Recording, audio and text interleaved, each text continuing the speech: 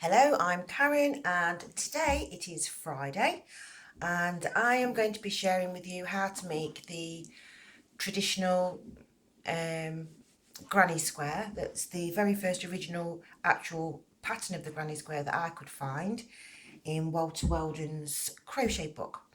I'm just putting my hand underneath because what I'm going to do is I'm just going to show you, because you can't see properly because of the black.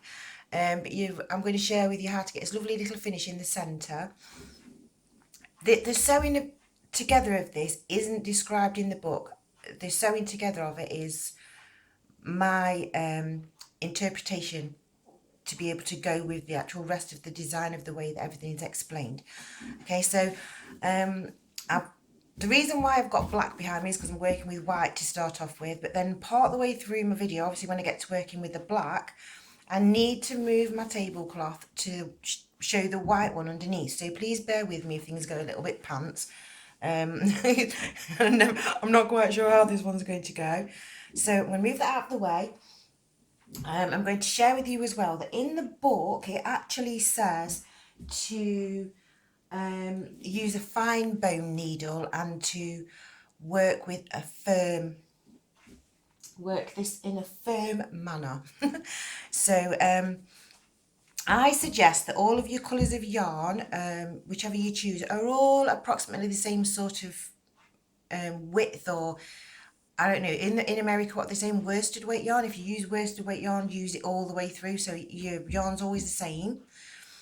I'm going to use my old-fashioned 4mm hook, which if you've watched my update video, you'll see it is actually the equivalent, because we was looking at the sizes, look, it's actually the equivalent of this hook, not the lighter one, but the darker one, which the darker one in modern is a 4.5, because that's the 4mm hook. Okay, so if you're using a modern hook, 4.5, but it really, that's your choice at the end of the day, because it doesn't actually say, but I'm going to stick with my old-fashioned hook.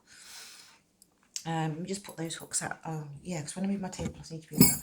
You're going to need a pair of scissors, and later on we're going to need the wide-eyed darning needle.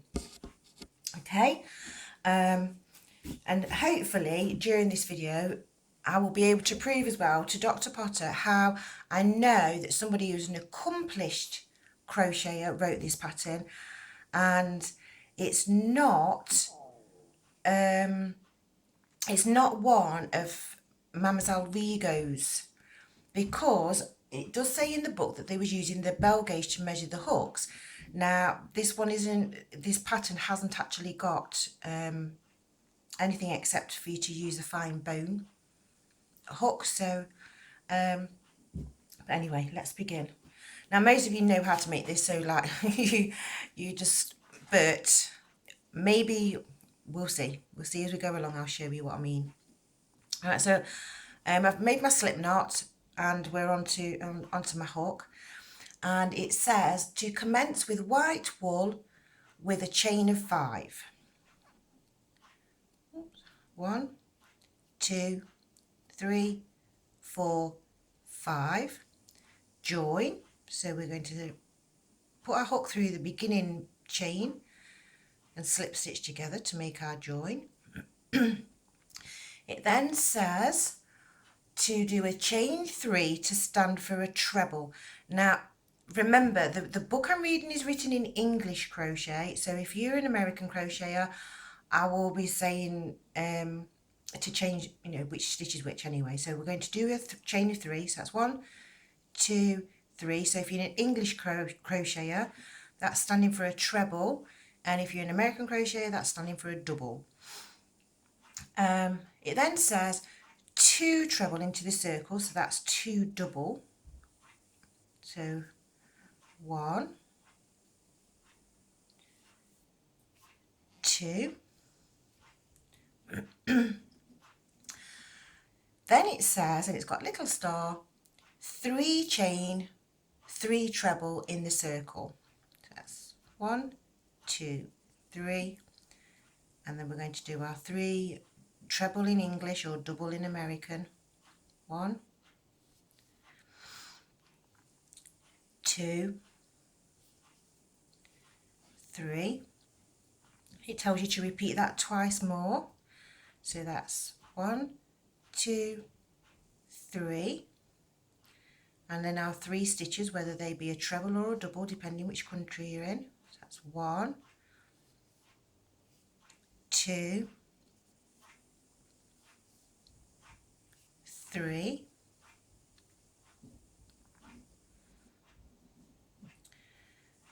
1, 2, 3. 3 treble.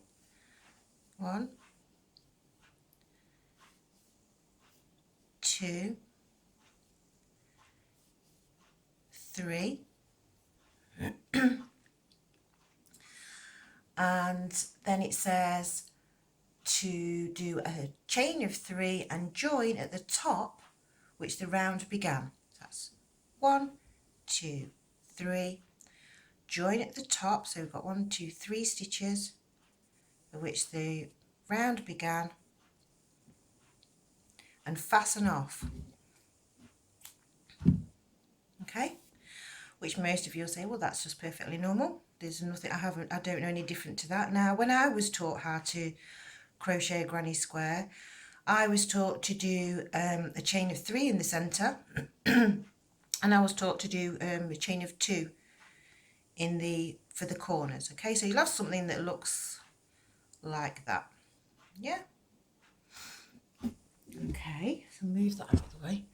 So now I'm going to move on, because the next round, it says with amber or with a lemon colour. Now I've gone with this one because this is more of a golden yellow, and I like this. And it says do a treble under, do 3 treble under a loop of a 3 chain. Okay, so that means what we've got to do is we've got to do our slip knot, get our yarn onto our hook, and then under one of the chain 3 we need to do 3 treble and a chain of 3 and a 3 treble. So that's the double stitch. Okay, so what I'm going to do is, to do that treble, is we need to wrap the yarn around like we're going to start doing it, or a double stitch depending which country you're in. Put the hook through, catch hold of it like you would be to do stitch, wrap your yarn over, pull it through underneath the 2 there. Then if you pinch hold of the knot to be able to do this the next bit, yarn over and pull through, it stops this end from getting too tight and you're getting stuck. Okay, because when I first tried to do that, I couldn't actually do that as a maneuver. So, and because we're all learning and we're all, I've never declared I'm a master at crocheting. I can crochet. So I'm going to do so now it's just like the rest of the things we've already done. So we need to have 3 treble or 3 double and a chain of 3 in each corner. Sorry, I've got a tickle. Let me just have a drink.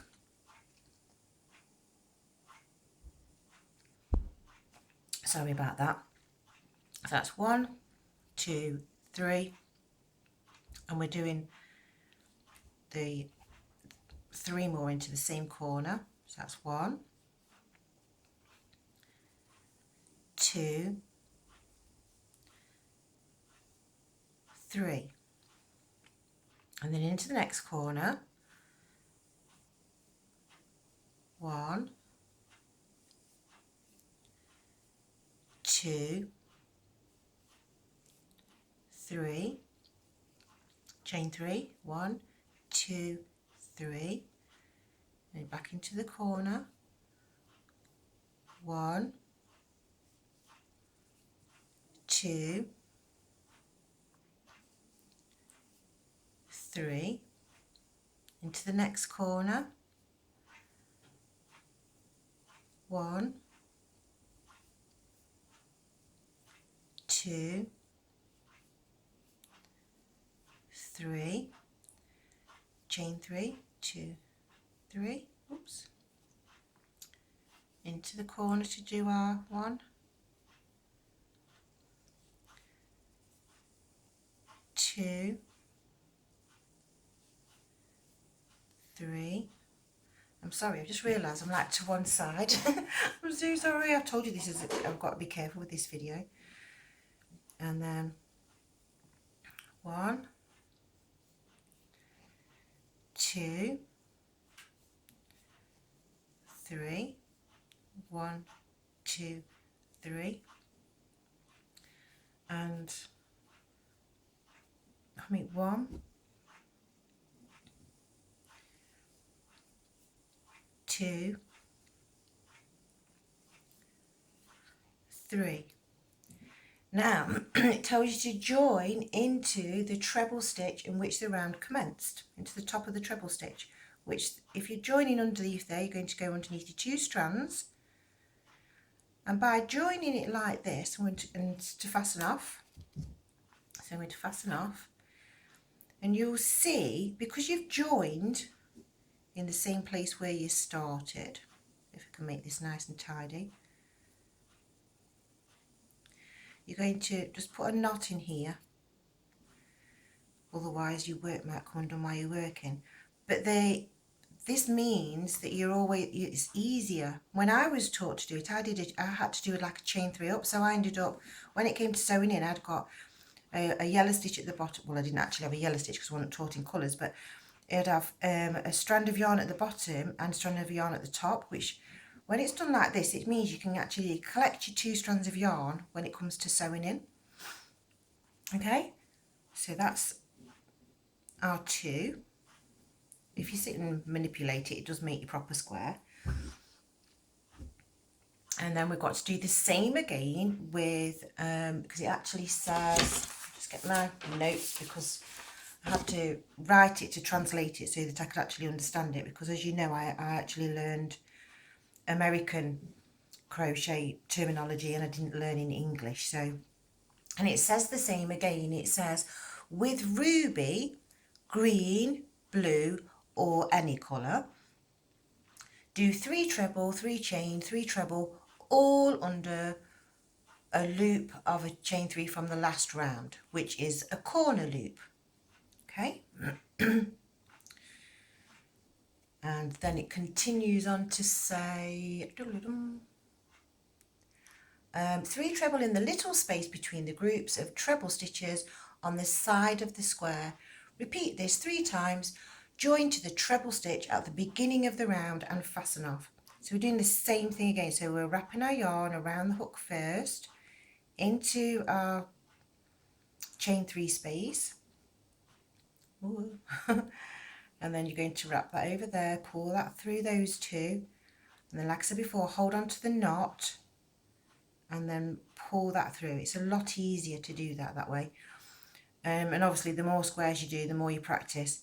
Or if you want to still carry on doing it your old-fashioned way, the way that you've been taught, there's nothing wrong with that. I just wanted to share to prove that it was a very experienced crocheter who had actually written out this pattern. So that's 1, 2, 3. I just needed to have that. It's just because it's so beautiful, and see, back in the days when this was supposed to have been written, it wasn't something that you just picked up like that. Everybody who has learned the art of crochet has had to learn by being taught. It's not just something that you know. It's, and most of the time, most people that I know was actually taught. I'm just going to show you something in a minute. Just turn that over. I'm just pulling both of these stitches to one side. I know that this is crocheting over the knot, so you're not going to see the knot, so that hides it, which is another part of this pattern, which is hiding those knots, making it so that it's virtually impossible to realise how it was done. Because I do think it was actually done in secret to start off with, because I think in Charles Walker's factory, I think that they discovered how to do it, or Eleanor was teaching them how to actually do the crochet in secret until they'd got it all mastered and worked out how to write out the pattern so they could replicate it, because it was easy with the lace work because they'd got the patterns written, you know, they had like little diagrams with dots on and things to be able to guide them as where to go. But to actually write out all of these stitches and to make sure that everything was accurate so that somebody could reproduce it over and over again. As writers who write out crochet patterns know, it's really, really time consuming, because you can crochet something, you can crochet away at it, and it's like it sticks in your head. And so when you try and write down what you're actually doing, occasionally you'll miss out a stitch, and if you're like me and you're not the fastest typer in the world, 1, 2, 3, and if you're not used to doing that, it's very time consuming. It's like I've changed over from Windows 7 into Windows 10, which has been absolutely one of really quite difficult actually for me to do, and to actually learn what I'm supposed to be doing, and all my recordings I now have to save differently and then upload them to YouTube, and so it's made, I thought by having the new technology that it would make my life easier, but I think because it's so good and got so much so many, what do they call them, megapixels in the new cameras and things, that it's taking longer for me to upload my videos to YouTube. And I was thinking, oh dear, have I done the right thing by having all this new stuff?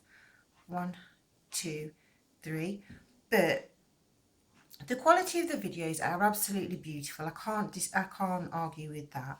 And I think the more I get used to it, then the better it's going to be. But honestly, I'm not technically minded, and when things go wrong, that's the only time I really get cross and get really angry, is like I get computer rage, and it drives me insane, because you can go to do your work and it won't work, and then all of a sudden it starts working and you don't even know why it went wrong in the first place. So like you don't know how to correct it again if it happens again. It's very confusing.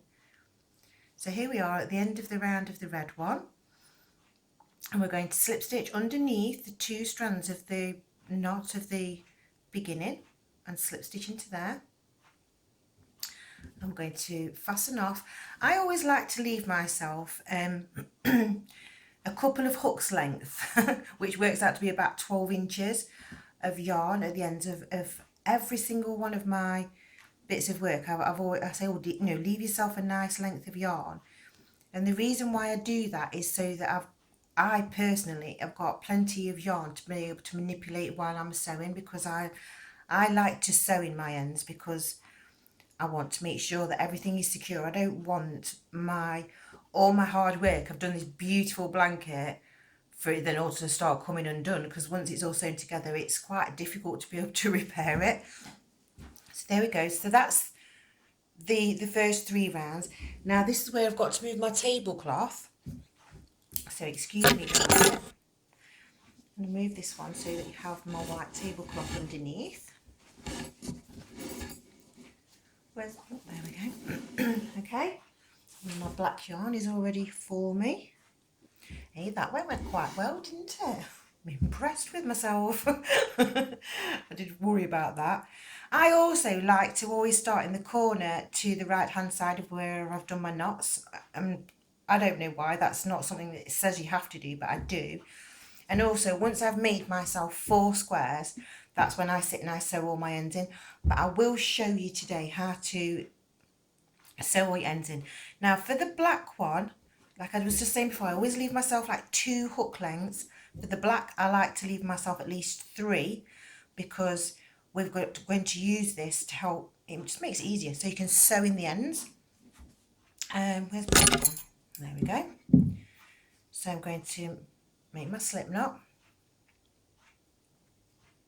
The scissors are in the way now. And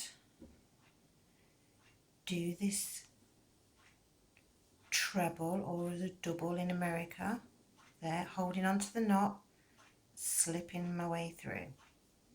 Yeah, and then everything else it's just the same. It's such an easy pattern, and I realised that because of the ease of this pattern, maybe that's why 1, 2, 3, maybe that's why over the years the pattern slightly changed. Because if you was you've got to think, if you're in the Victorian times and you're trying to teach this, you know, if out, so you're going to try and teach somebody else, and you come to a new village, and the people that you're trying to teach, they have to be able to at least be able to count to 5 to be able to get that beginning chain right. So maybe that's why over the years it went down to a 3, because people could only count to 3. Or maybe I'm wrong. Maybe it's just because it was easy to remember that everything was 3. But then why would the corners become 2? Little things like that, they're the things where I don't know how the pattern changed. And I actually even bought a modern magazine, where it's a brand new magazine, where this chappie, I can't remember his name, is trying to teach everybody how to crochet. And even in there, because they actually start off with the granny square, and they start off with a chain 4, and they do 2 chains in the corners. So he didn't use this original pattern, he's just used what he's been taught. Well, I believe that anyway, because that just would make sense. So yeah, it's very interesting the way that this one's evolved, and now I'm putting it all the way back to the beginning again. 1, 2, 3, and 3 again in the corner. 1, 2,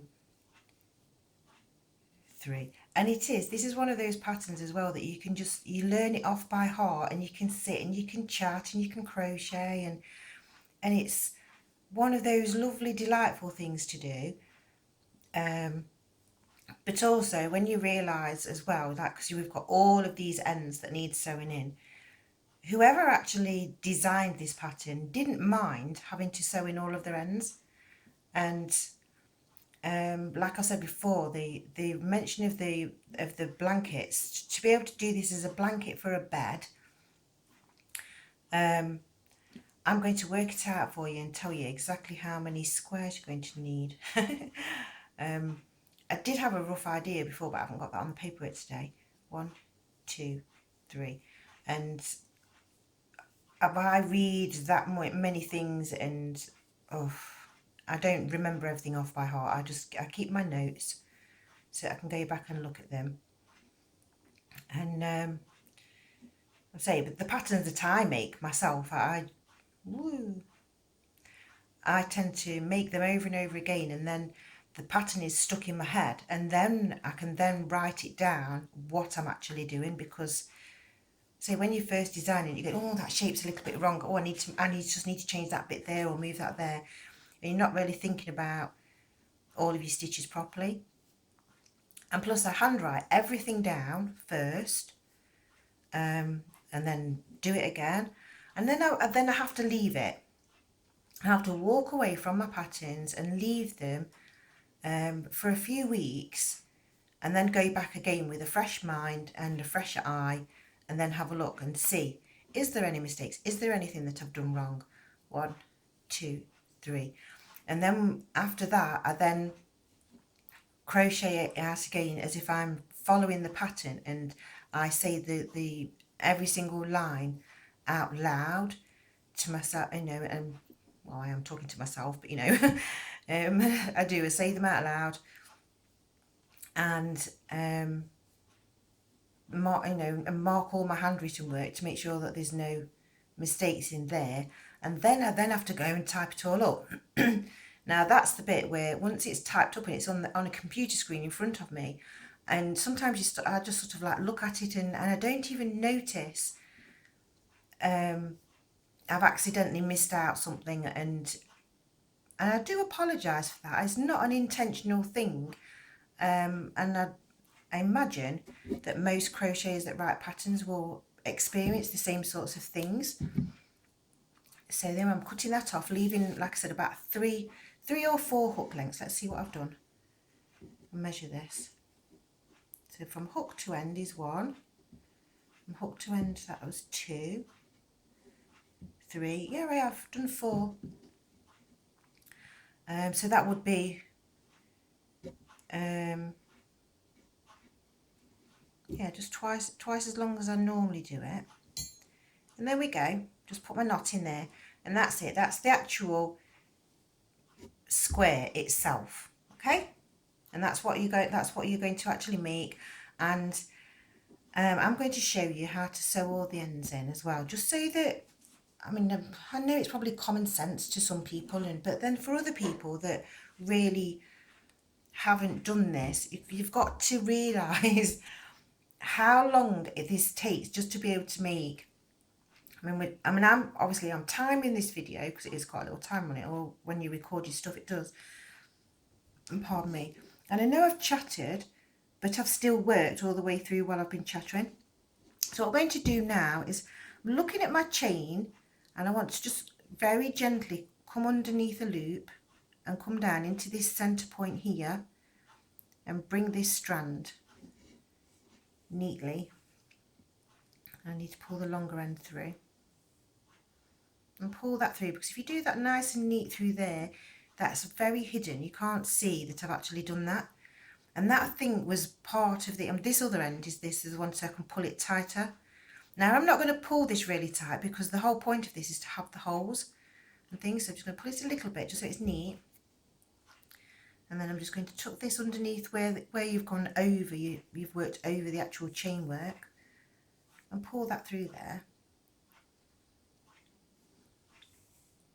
Like so. Get my scissors and then cut that off. And you've got to think as well, if you was in Victorian times and you're used to people doing knitting, and you see things like hats and scarves and things like that that are crocheted, I mean, even to the modern society, there's still people go, oh, what are you knitting? And you're like, I'm crocheting. Oh, what's crochet? So I use a hook. Oh, it's like knitting. It's like, well, no, it's not like knitting because I'm using a hook. It's not the same. But yes, I suppose it is like it because it's an illusion. It's almost like a magic trick. So now I'm going to do the yellow. I'm going to do both of my strands together. Like this. There. And then we're going to do the same. We come underneath a loop of the actual chain so that we're actually working our way down into this bit here, because that's where we want to tuck our yellow away, underneath the bit where we've worked over. And make sure that I pull that back, so I don't want it to scrunch up that stitch. And then just come underneath there, tuck that underneath there. That's all nice and neat there, out of the way there. And carefully next to the yarn, just cut that bit off. There. And then the same again for the red. Move the black out of my way. And thread that through there.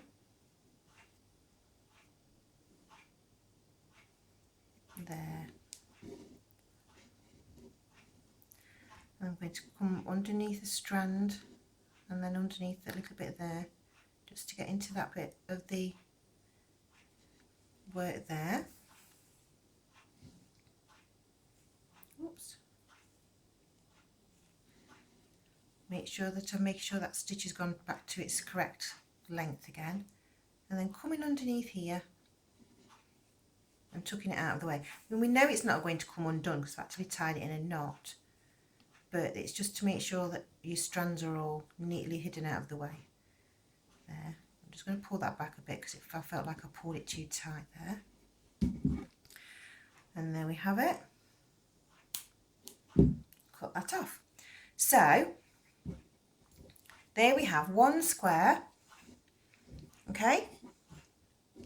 One square with our two lots of black strands left for us to work with to be able to sew our squares together. If you sit there and you make sure that all your stitches are all turned correctly, because as you work it does make them curl up. But there you go, that is the first square.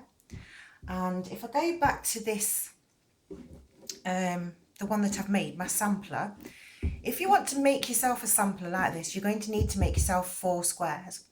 Now, as beautiful as the sampler is, the sampler actually is it could just be used as drapes over something or whatever.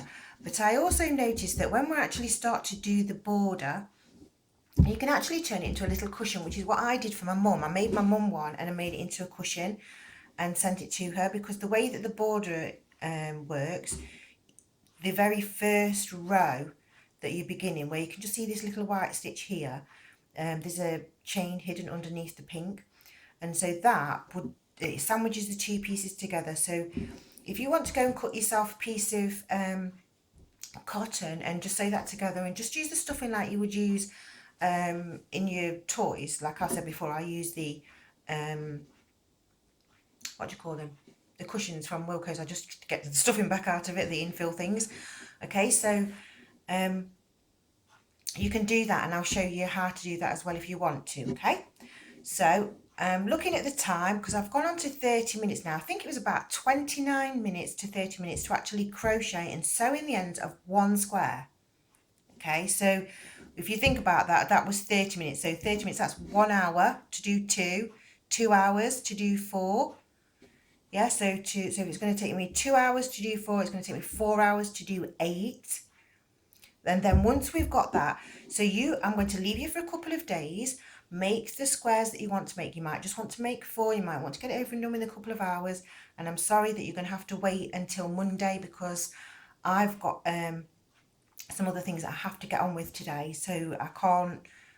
I've got no more recording time. This was the only time that I actually had an allowance for recording today. So you make your squares over the weekend. If you want to just sew them together how you want to sew them together, then that's fine. But I will show you how I sew them all together if I can, because it might be quite hard with the black for you to be able to see what I'm doing. But hopefully it'll be fine. And if not, that's where we're at anyway. So anyway, thank you for watching, thank you for liking, thank you for subscribing. There, look at that, beautiful. Okay, thanks. Like I said, thank you for watching, thank you for liking, thank you for subscribing, thank you for all your thumbs up, thank you for all your nice comments. Okay, love you lots, bye.